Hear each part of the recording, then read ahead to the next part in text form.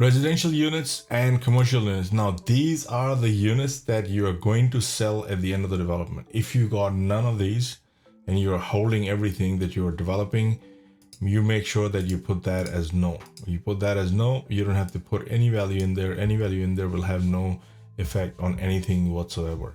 So if this is controlled by here. So, but in this scenario, let's say we do have certain units. We're going to sell a couple of units in residential. We're going to sell them out, and that's what they will look like. So in here, you have sales commission on closing. If you have sales commission on selling, so you might have 2% or 2.5% or 5%, 7, whatever that number is. But you might split that and say, hey, when the agent brings in me and brings an unconditional contract to me during pre-sales, they want 50% of their commission at that time.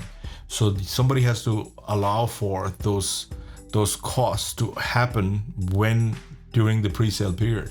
So you can say, okay, 50% will happen on that time. Then you got sale value calculation method, market value per net sellable area, or market value per unit. So it's MV/NSA is net saleable area.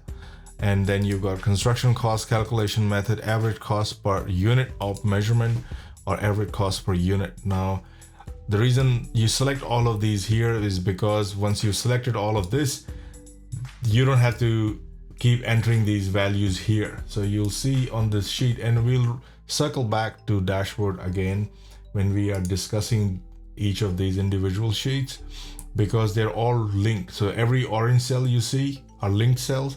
They're all coming from the assumptions that you are selecting on the dashboard.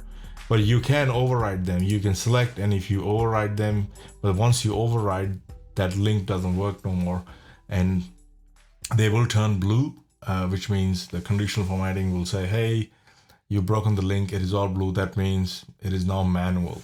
Again, the selling period and everything, you can select that individual selling period for each of the unit that you are developing. And we give you so many 15 different units, 20 different units that you can put in there, 20 different configuration.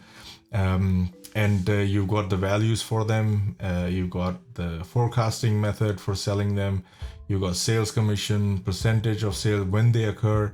You enter those values. So what we do is we create a shortcut here so that once these options are selected, you don't have to individually select these options again and again for each unit. It will automatically fill in those values for you. And then you can say, okay, maybe that one particular unit that is not going to sell in the same period. It might sell at a different time, for example. So that's what this is coming from. So here you can say sales commission and signing. You select the time when you think that will happen, and you can select the period for it, and it will automatically calculate. Cash flow forecasting method. Is it going to be straight line or S-curve? You can select that. Usually it is not S-curve, so we leave it as straight line. And if you have a S-curve, you can select the steepness of the S-curve. It's everywhere. The S-curve is everywhere. So even over here, you can select S-curve and select the steepness or how fast I'll explain those things when we get to it. But that's your residential units.